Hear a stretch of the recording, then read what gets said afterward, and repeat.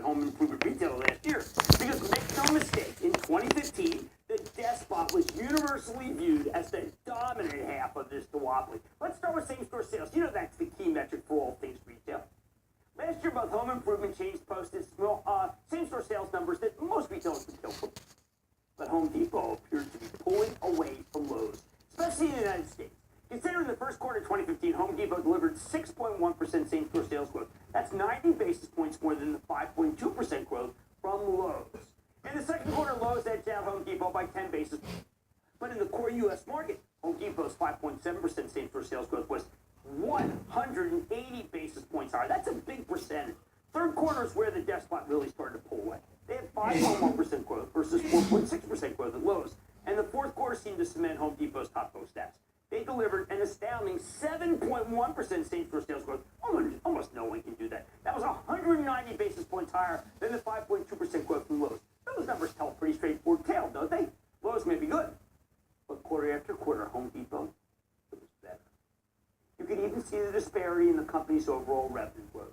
After years of generating numbers that were pretty much in sync, Home Depot left Lowe's in the dust in 2015, particularly in the fourth quarter, where the Despot's 9.5% revenue growth was nearly double the 5.5% growth that Lowe's gave you.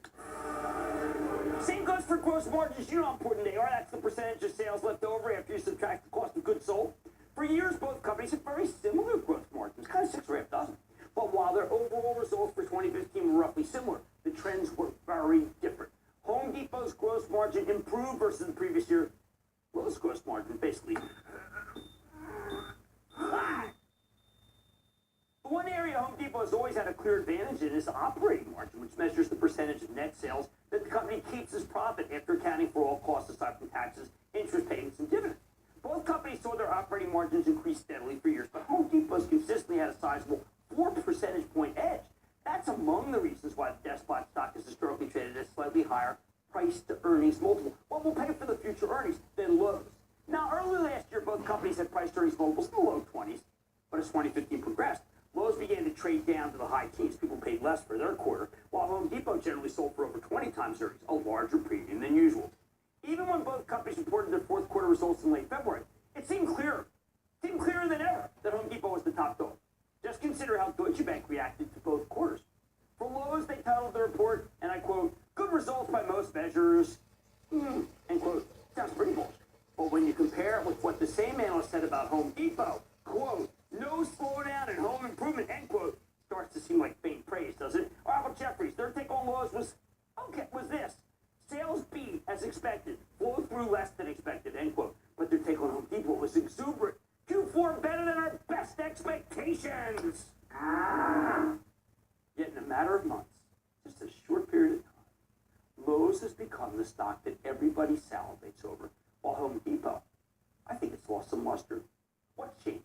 Simple. When both companies reported last month, Lowe's was finally able to deliver much stronger numbers than Home Depot. While Home Depot posted a solid top and bottom line beat with raised guidance 2 weeks ago, there was some hair on the quarter. For starters, the company's same-store sales growth decelerated over the course of the quarter, getting weaker from month to month. That's called a weaker cadence, and analysts don't like that. Lowe's, on the other hand, delivered a huge 13-cent earnings beat off an 85-cent basis, higher than expected sales and raised earnings guidance.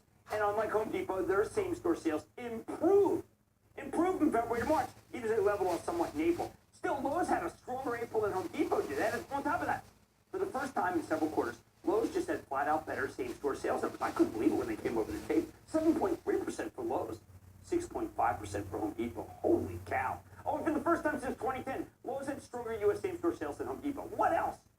On the gross margin front, Lowe's widened the gap with Home Depot for the second straight quarter. Their gross margin is currently 80 basis points higher than the Despot's. And Lowe's operating margin rebounded at a major rate of 170 basis points, 10.4%.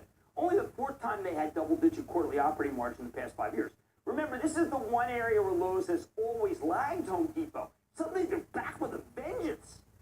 Plus, Lowe's even raised its dividend by 25%. That's a sign of confidence that brings its yield closer to Home Depot's. Best of all, Lowe's posted, this was really incredible, 40% earnings per share growth. That was more than double the 19% growth rate we got from Home Depot. That's a good way to get investors excited about an undervalued stock. It just doesn't make sense for Lowe's to have faster earnings growth and a cheaper valuation. inflation, does it? And look, prices still, even after this, sells 17 times 30. Home Depot's 18.